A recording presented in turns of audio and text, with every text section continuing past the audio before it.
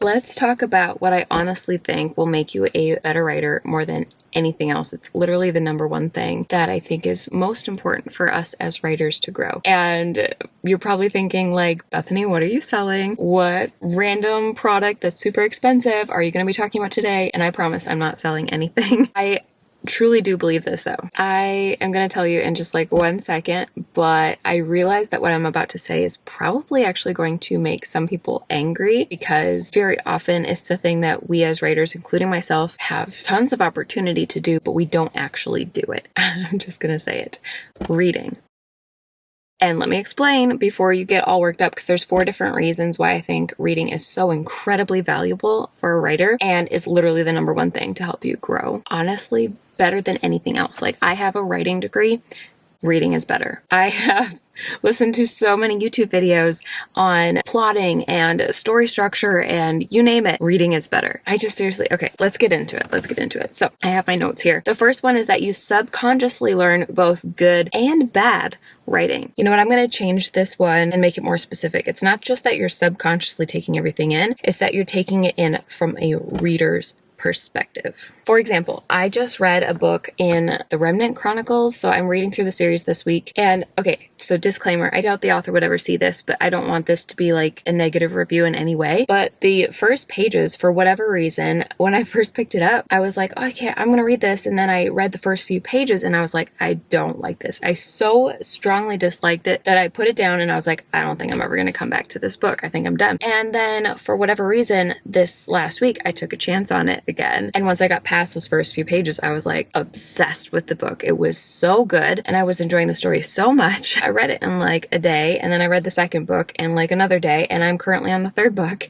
And so that's a great example of how I'm absorbing the story and I'm picking up the good and the bad as I go. So I obviously did not like the beginning, and so I can absorb that and be like, I don't want to do that in my own story. But then also there's things like how she handled multi-POV that I have never seen an author do this so well in some ways and so frustratingly in others. And again, I'm just picking it up. I'm soaking it in. So like, for example, she created what I feel like is one of the highest stakes books ever, because each of the 3 characters has a really strong desire and a goal that they have to do. It's super important to them, but it will be at the cost of the other 2 characters. And each of the 3 of them have this goal. And so everything is so conflicting. They don't know about each other's goals and all the things that are going to crush their dreams, but you as the reader know. And so the stakes are so incredibly high, and I just loved it. That's the good side of the multi-POV. And then the bad side is because she didn't name them, she just introduced them by characteristics, and then we see them through the main character's eyes. I actually flipped the other 2 characters, the 2 that weren't named, and I had them wrong for the first 2/3 of the book. And I actually literally, I went back and I had to like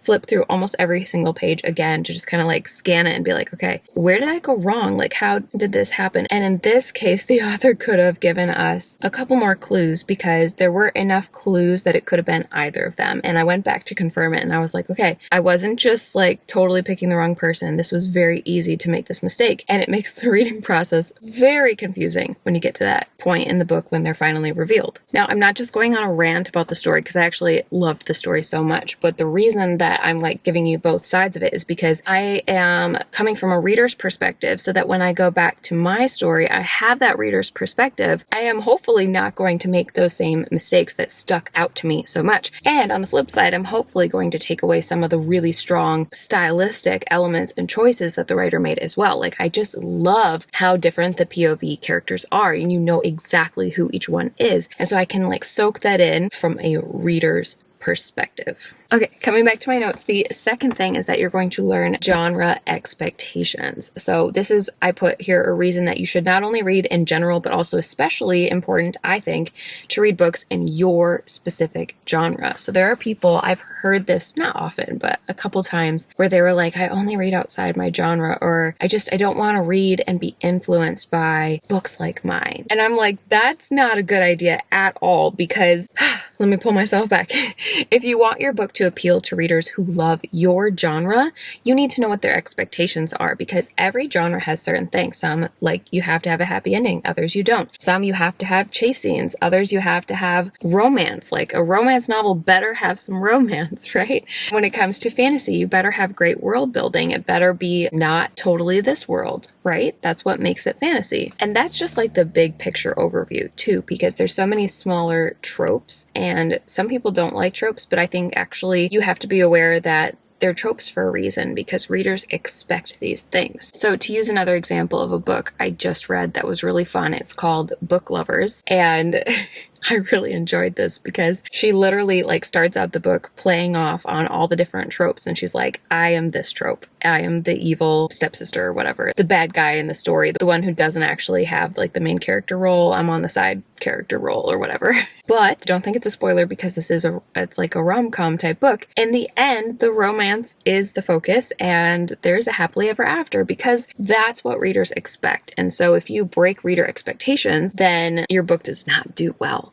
And the more that you fall into reader expectations and give them the things that they just absolutely love in books, you can do it in a fresh way, but you're still bringing to them the things that draw them into reading, and specifically into reading your genre. And so if you don't read in your genre and you don't have that familiarity with the stuff that is common in your genre, then how are you going to be able to deliver that to your readers? You know what I'm saying? Number 3, you soak in the stylistic choices that then will come naturally. What I mean by this is not just the big picture ideas like I talked about at the beginning, and not just the plot choices and how to do multi-POV stuff like that I talked about at the beginning, but I mean at the sentence level. Like, you're going to, as you're reading, you're soaking in the author's choices grammatically, like stylistically wise. That's not a good example, but I'm going to leave it in because it's funny. I think that if you are like me, I used to write so many run-on sentences. I still do. It's my natural tendency, but I've read so many great authors who just find a way to like have a really long sentence like the one that I'm talking right now, and then a really short one. And it just gives this punch. And I've learned about pacing from authors, where if you have certain parts of the book where the action is building and you want them to be reading really fast and you want them to feel like everything's happening super fast, you actually shorten down the sentences and you shorten the paragraph so that it's like there's a lot of white space on the page and they're just getting through it so fast and they're turning pages like this and they're like, oh my gosh, what's coming next? And then when you're ready to slow it down, you'll see the sentences get longer and more flowy and descriptive, and the paragraphs get bigger and they fill the page and there's less white space. Things like that. You will actually pick it up as you're reading it and find yourself doing the same type of thing as you write your story. Before I go on to the next point, I just gotta say, every time that I read a book, I find myself writing better. I find the words coming easier. I find the ideas flowing better. And I just really feel like all my sentence structure and word choices are so much more creative, which is weird, but also really, really cool. And like, it makes me think, why don't I read more? Because every time that I allow myself, because usually okay, let's pause here and just be honest. I feel like a lot of us are like, I don't have time to read. I have this limited amount of time, and reading feels like just this fun thing for me to do. It's not helping me with my book. I should sit down and focus on my book. I should read a writing craft book. I should, force myself to just write. Even if I'm feeling burnt out, I just need to write. And that's the only thing that'll get me through it. But sometimes your creative well is empty. Speaking from experience, I have had so many points during the last, 5 years that I've been doing this, that I have just been like, I got nothing left. I don't know where the story's supposed to go. I'm not feeling it. And if I try to push through that, honestly, I don't feel like the story is that great. And I usually have to come back and edit it anyway. But if I allow myself to step away and refill the creative well and read a book, especially a book that I'm just passionate about, and I am like, this author is so good, then I find my creativity comes back and I feel so excited about my own stories again. It's the weirdest thing. You might think like, oh, but what if you're copying the other author then? And I don't think, unless you do it intentionally, I don't think that you're going to copy anybody outright. But on the flip side, you have to realize that there's actually nothing that hasn't been told before, honestly. At this point, everything is a copy, but can you bring a fresh take to it? Like, yeah, there's been a lot of romances before, but can you bring in your own fresh set of views, the things that you're excited about, and make it unique to you? I just realized that I kind of naturally flowed into my fourth point without even realizing it. So I was talking about burnout and how reading can refill the creative well. That was actually number 4. You pick up new ideas and creativity that you might not have thought of before and refill that creative well. And that allows you to have more output because you had some input first. You've input good story, so you output good story, if that makes sense. I don't know if I've articulated this well, but if you've stuck through the video this long without like typing some comment like, I don't agree, you have to do this, this, and this, you have to be an English major, you have to read craft books, like those aren't, oops, I just dropped it. Those aren't bad things, don't get me wrong, but I do have an English major specifically with a creative writing emphasis, and I don't feel like I actually needed to have that at all because honestly, I learned so much more through writing channels here on YouTube. But even that, it's sort of like it's still outside of me, if that makes sense. It's still this like thing that I don't always actually remember to apply when I sit down to write versus reading. I have soaked it in. And when I go to write, it's subconscious. It's just the things that I've picked up through reading, I naturally find myself doing. I'm like, oh, that's a good sentence. Words are failing me right now. It's so hard to describe how, again, it's sort of like everything else is an outward lesson that may not always be remembered when I'm actually sitting down to write, but reading naturally comes through. If I've been reading, I have more ideas. I can tell, I can literally see the difference in my creativity if I've been reading, and I can tell the difference in my writing style. I feel like I make more interesting choices.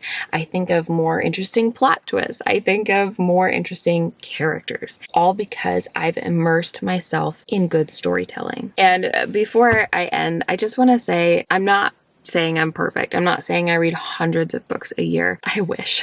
I really wish I had time to do that. And everybody's number is different. So if I tell you, like for my example, I think I set a goal of 50 books on Goodreads because I was like, well, that works out to about 1 book a week. If you don't count the holidays, which is a lot, by the way, especially with a baby and I'm trying to work during every single nap. But at the same time, I love it and it's amazing and it keeps me accountable. So again, even if it's just like 1 book a month or 2 books a month or something like that, as long as you can set a goal for yourself, I think it helps to set an intention so that you actually make time for it. At least if you're a personality like me where you're like, that's too much fun, I should be working. Realize that the reading, while it is fun, I'm not going to say that it's not, it also helps you be better at work. So it's a beneficial thing to do. If you have a personality like mine where everything has to have a reason for it to feel like it's okay to do the fun things, then just know that not only is it self-care, honestly, and really awesome and good for us, good for our mental health, but it's making you a better